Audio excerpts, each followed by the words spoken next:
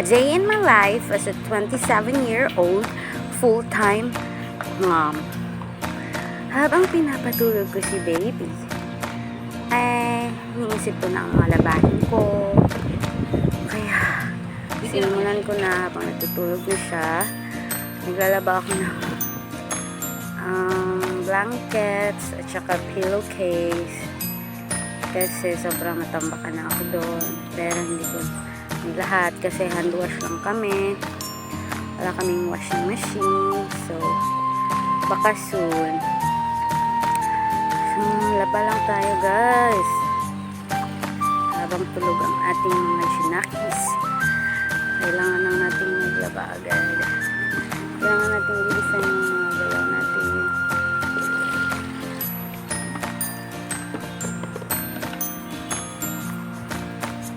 Ayan. Ang tagal kong maglaba.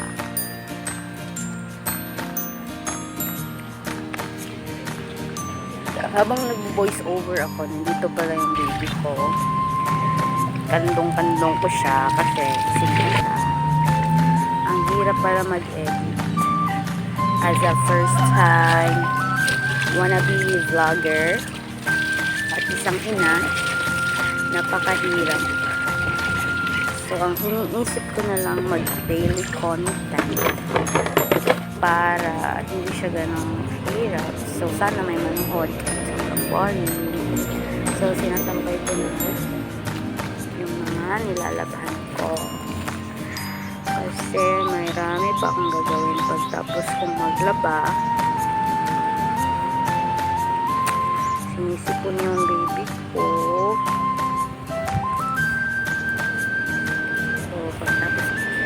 Nagsasampay na ako dito guys. As you can see, kahit sobrang napakahagard ko naman ng paslak na niya. So, sampay lang, napakabagay. Kasi, tapos ko nang labhan yung mga damit ni baby kahapon. Hindi ko na lang nag-vlog. So, maybe next day, mag-vlog na ako everyday. Pakahirap sa editing time. Sensyahan nyo na yung bahay namin guys. Ayan na. Sasampay ko ng aking lang na ang bigat. Sa sobrang tangkad ko, kailangan ko ng silya para maabot yung sangkayan. So, bagal magsampay.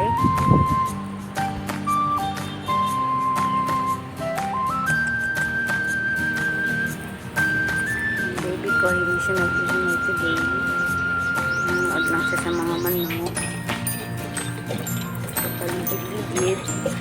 Tapos, nag-iinit ako ng tubig. Kasi, maghuhugas ako ng mga bottles ni baby. Pagtapos kong maghugas, sterilize ko. Kaya, need ko ng mainit na tubig. So, kailangan namin ng panggatong kasi kahoy lang yung ginagamit namin pang araw-araw. Kasi marami naman kahoy dito sa lugar namin. So, nagkahoy na lang kami instead of sumanod pa kami ng gas kasi mahal. So, nagtitipid din kasi kami. Kaya, ayun. Kailangan ng magtipid. So, dapat kasi magpapainit na ako habang maghugas para tapos kung maghugas, matagal nang kumulo yung tubig para ready to use na. So, kukunin ko na yung mga bottles na ginamit ni baby kagabi.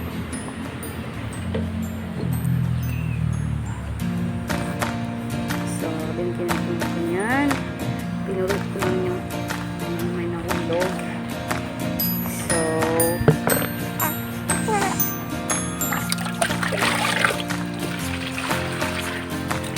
nakuhugas na ako. Ayan. palang ano dito sa amin. Walang tubig dito sa amin. Kaya dapat maagang nag-iimbak ng tubig para pag hindi na, wala nang agas, ano, meron na kami na imbak ng tubig.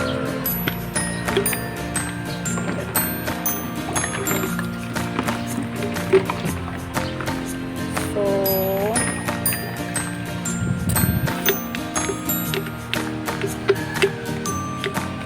hugas-hugas lang. Pakatagal ko na matapos niya. Anak ko dito. Iyak na.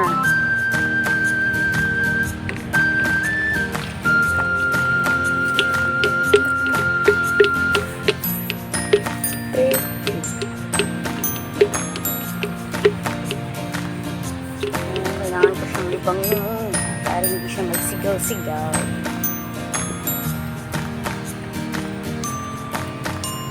Support my vlog, guys. Support. Nag-vlog na lang ako kasi mula ko pa lang. Actually, this is my first ever video. Pilitin kong mag-daily vlog para sa inyo. Sana may manood. At kahit napaka-boring ng mga ginagawa ko, sana supportahan niyo pa rin kasi ito lang yung ginagawa ko sa pang-araw-araw.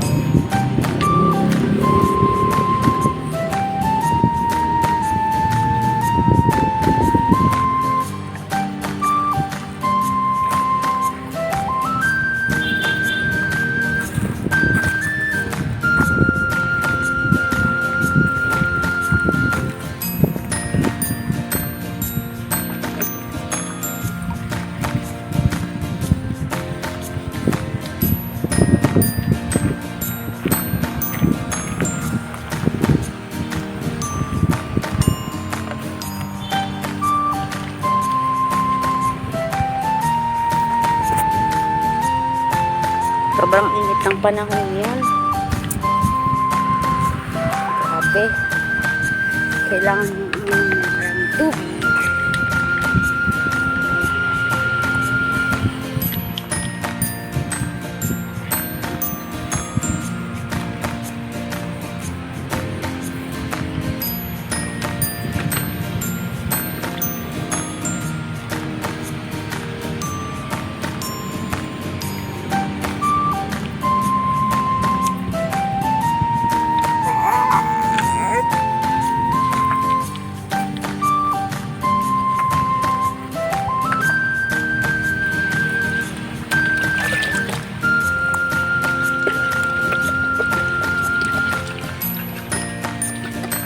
Next time guys, i-vlog ko yung dito sa lugar namin. Yung papakita ko sa inyo yung mga aso namin. Yung aso.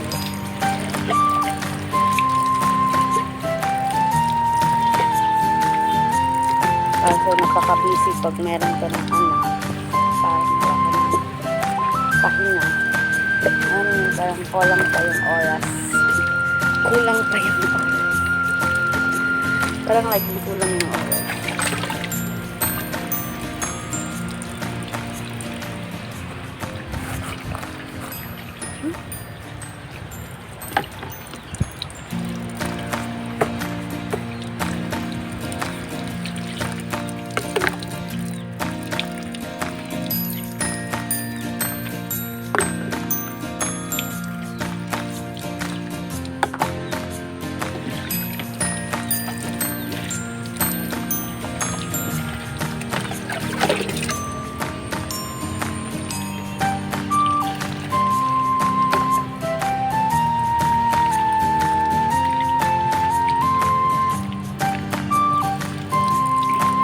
Pasensyahan nyo na yung mukha ko kasi ganyan talaga yung mukha ko pag umaga, laging nakasinangot.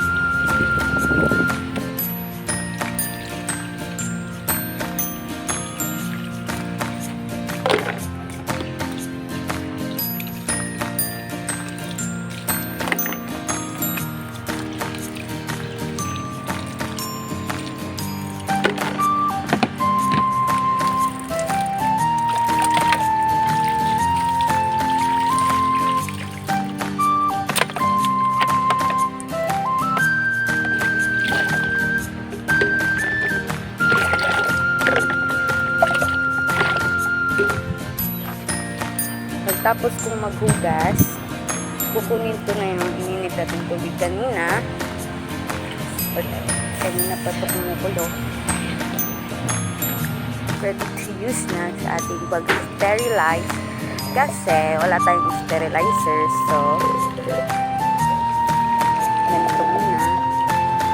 DIY muna tayo ng pag-sterilize ng bottles ni baby.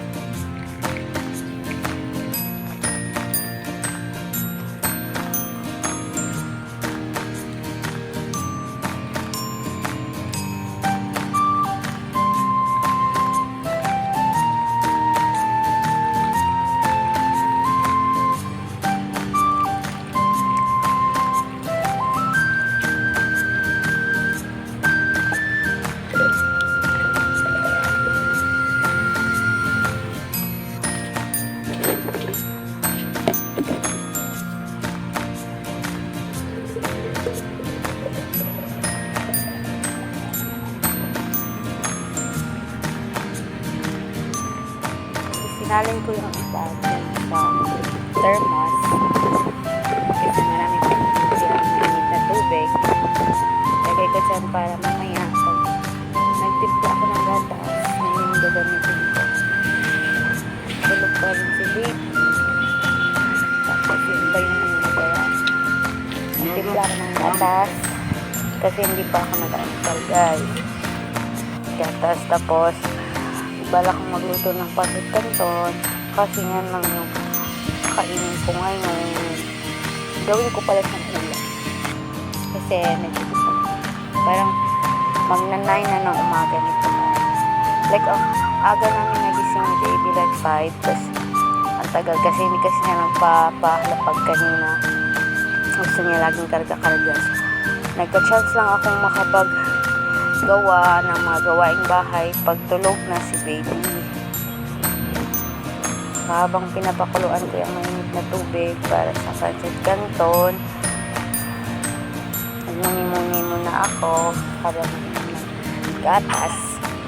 Sensya na sa bahin si baby yun kasi parang si baby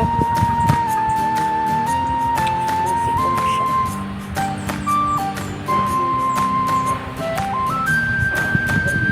Siguro sa mainit na panahon.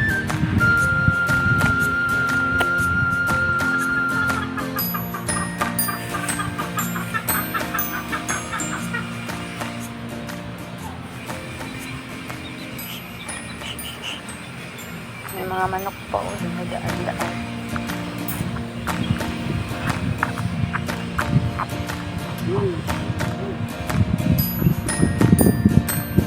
Lagay ko na sa plato yung pancit canton.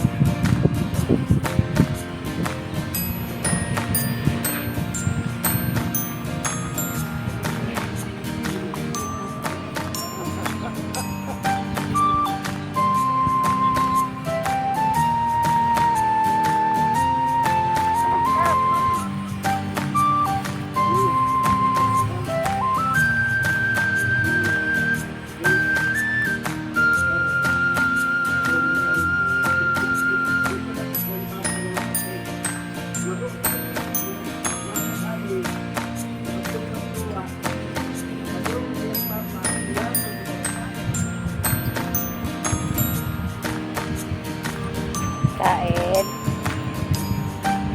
Kinain ko muna siya ng walang kanin kasi nagugutom na ako, guys. May kanin na pala kanina. Kain tayo, guys.